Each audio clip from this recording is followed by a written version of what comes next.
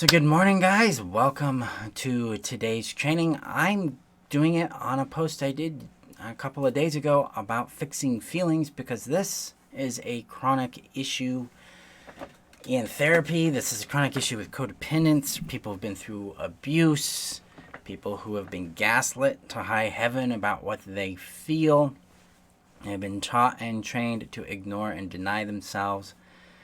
Instead, we've been conditioned to believe that we have a feeling, which means there's something wrong with me. I shouldn't have this feeling, right? I shouldn't feel this way about this situation or this behavior. That's where we have bought into a great lie. That our feelings need to be fixed. That our feelings are wrong or bad. That we're not supposed to have them. And this comes from the feedback of the abuser, the person that we've bonded to, that we're in a trauma bond with, that we're in this consumer supply relationship with, or narcissistic abuse cycle. We think they know better. We assume they understand reality better. And we do this because they come across with a very definite energy. They're very, very firm and clear about what they're stating, and it confuses us, it rattles us. And partly this comes from, especially for adults, this comes from not being validated, legitimized, and honored as a child in our experience. Instead, as a child, we've been ignored, we've been dismissed, we've been gaslit there, we've been shunned, we've been pushed away, we've been criticized, we've been made to question the validity of our experience and our feelings. And what this does is it inverts us against ourselves. It turns us into an enemy against our emotions, and it turns our emotions into an enemy against us. So naturally, we bypass our emotions. We're like, hey, I shouldn't feel this. I should be just fine getting yelled at. I shouldn't be upset about this. I shouldn't be anxious around this person, even though that they've been making you feel crazy, yelling at you, criticizing you, dismissing you, pushing you away, discarding you, bringing you back. Yeah. Guys, what we feel is valid. What we feel is legitimate. And it's critical that we tune into this voice. It's critical that we stop trying to fix our feelings and we start believing the message they're giving us, like something's wrong with the situation. There's nothing wrong with you. When you have a feeling, it doesn't mean there's something broken. It means that you're experiencing something. Okay, the emotions you have are a result of what you've been through, not a result of who you are. Take a moment and let that center in a bit. Let that go in. I have anxiety because of what I've been through, not because there's something wrong with me. I'm scared of new relationships because of what I've been through, not because there's something wrong with me. Okay? This is built on a premise, or a concept called emotional association. Okay? Very, very easy to demonstrate. I want you to think about chocolate. Chocolate. Or chocolate, depending on what your relationship is to it. But as you think about chocolate, you're going to notice that you're having a somatic or embodied experience.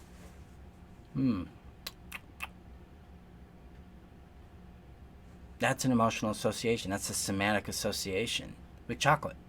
That's programmed into you by your experience with chocolate. Hi, Maya. Thank you. You have the same thing with people. You have the same thing with emotions. Like, you can have an emotion about emotion. Like anxiety about having anxiety. That sound familiar to anybody? Anticipation about rejection or feeling shame. Exposure. We have these kind of associations throughout our experience, right? You feel it if you have children. You feel an association with your children. There's an emotional response to them. With your parents, with your partner, with your ex-partners, with your dog or a plant or an item. Like, for instance, this is I've had this since I was 5. It's really, really orange on the screen. It's actually red, but I've had this car since I was 5 years old. I have an emotional association with it. guys, what we feel isn't wrong. There aren't broken feelings. You're actually functioning normally if you're having an emotional response to something. What you have to do is understand your past context. We were talking about this last night in the happiness strategy. So we're dealing with the healing trauma component. And we're right now the students are doing what's called sensation and activation awareness practicing. We talked about the dynamic of emotion. And emotion is a chemical response in our brain and body to a stimulus, right? We have this reference point that we have a relationship with. Very, very important. We can reprogram that.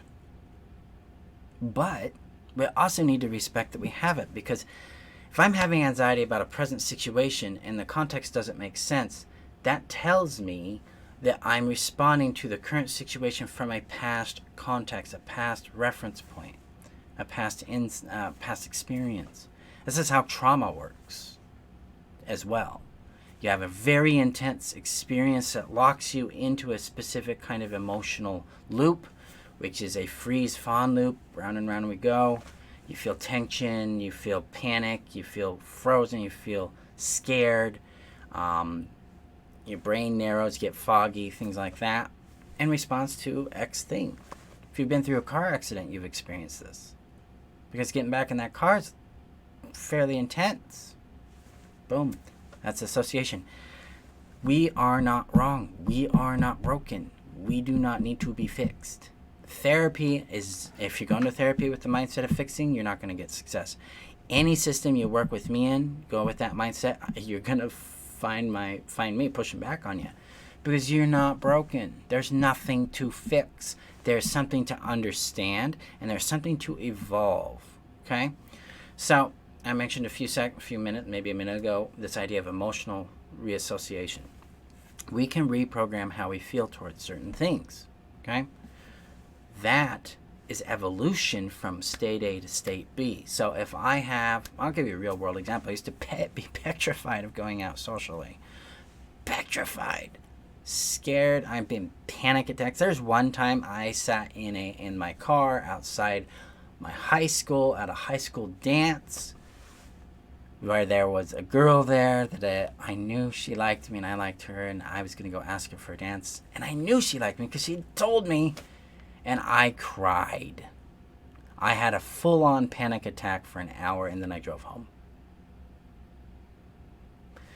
Not because I'm crazy, not because something's wrong with me, but because I had been bullied in middle school. I had been made fun of. I had been mocked. I had been put down. I had been assaulted. And I assumed, my brain's like, we're going back into a social context, we're going to have this happen again. And it was even doubly compounded because I was going to go dance with the girl I had a crush on. And in my past, approaching girls that I had crushes on resulted in being publicly humiliated. So, of course I have a panic attack. My brain's like, well, Marshall, this situation's a lot like those past ones. Of course we're going to freak the frack out. We're not broken. I thought I was broken then. I thought I should, honestly, I thought maybe I should go end my life. Something's really wrong with me. But I didn't have to. Once I understood this dynamic, my panic started to ease because I started to understand myself and have compassion. It also started breaking me out of the trance, the entrancement that we get into with narcissistic and abusive people. Started to crack the fantasy we create about them as being an authority, as knowing reality.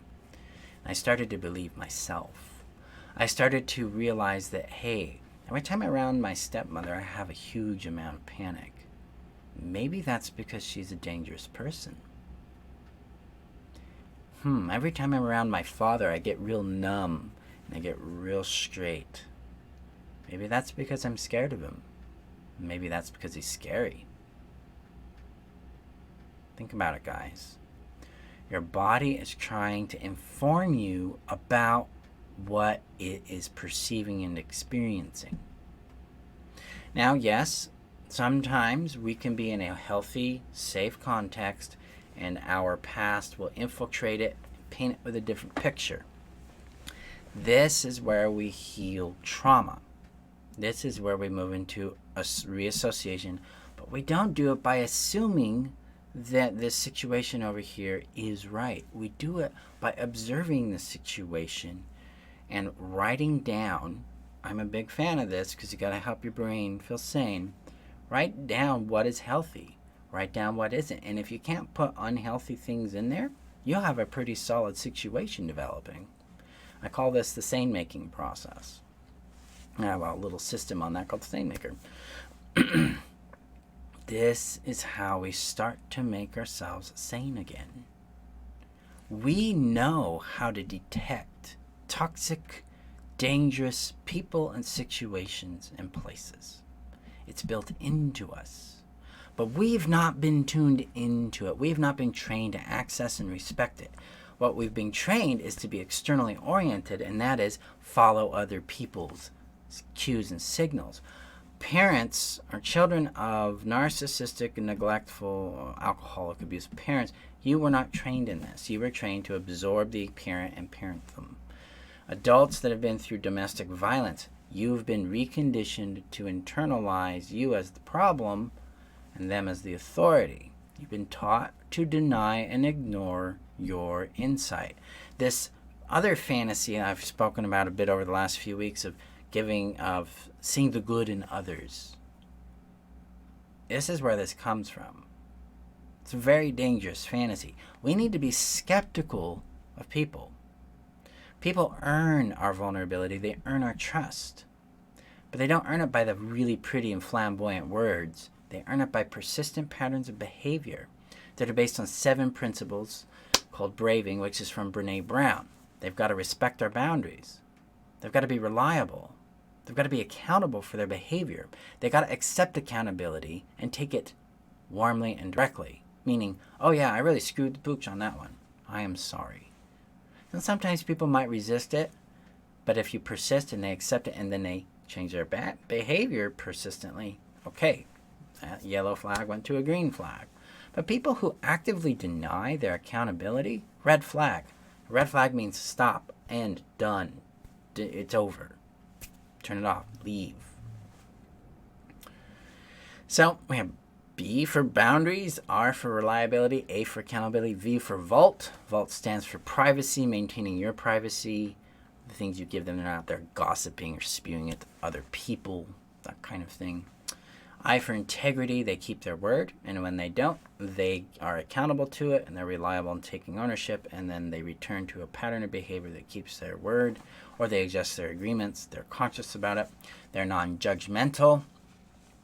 Judgment towards a person's character versus judgment as to how does this fit me are very different things. Non-judgmentalness means they're not going to criticize who you are. They're not going to attack things that you like. They're not going to attack things that mean things to you because they care about how you feel. It's called connection-centered relating. They're not in what's called benefit-centered relating, which is I care about what I get from you. That sounds familiar. You're dealing with a narcissistic relationship right there. So you got non-judgment. They've got what's called generosity.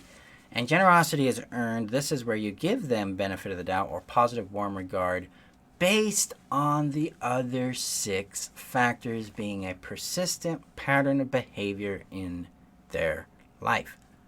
You're not even coaching them on this, by the way, guys. They show up this way. If they don't show up this way, leave.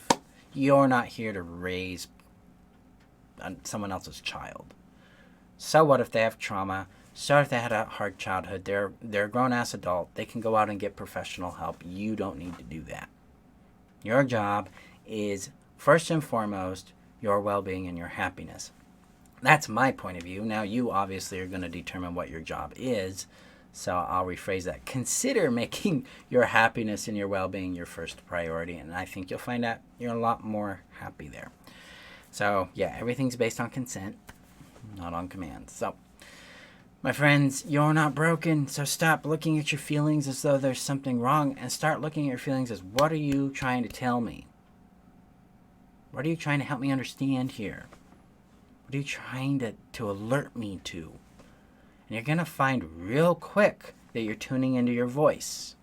Because you've heard this before from me. There's 3 components you need to transcend codependency, transcend love addiction, the fantasy of cycles of bad relationships. And that is, you've got to be in your innate value. You've got to know and be it. You've got to know your voice and follow and listen to it. And you've got to know your vision and follow it.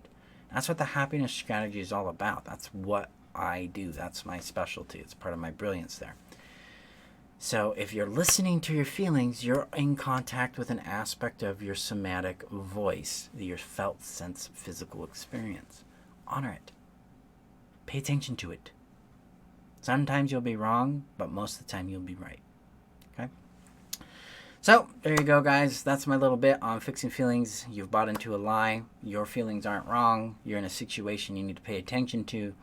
Stop gaslighting yourself and start believing yourself and start going, okay, I got this feeling. Let's look at the context. Let's understand what we need to deal with and go from there. Okay, guys? I appreciate you. Remember that you're worth knowing, loving, and keeping. And I will see you guys in tomorrow's training. Have a great day, guys. Oh, and I will be posting more information on getting access to the happiness strategy in the next few days, specifically if you're dealing with a cycle or pattern of bad relationships in your life. I want to see how this works for you because it's been working for other people really, really well. Hey, Lori, I keep thinking my feelings are telling me to change, that I need help. No, well, you might. See, that's an interesting interpretation of the feeling, but is that what the feeling is saying? Because the phrase, I keep thinking my feelings are telling me to change. I keep thinking. You're analyzing the feeling rather than listening to it. But since you're in THS, you're going to learn how to listen instead of analyze, and that's going to help you realize programming versus your real voice there. So I appreciate you. You're a badass, Lori. Hey, Crystal. You're very, very welcome. You guys have a great day, and I will see you in tomorrow's training. Goodbye, guys. See ya.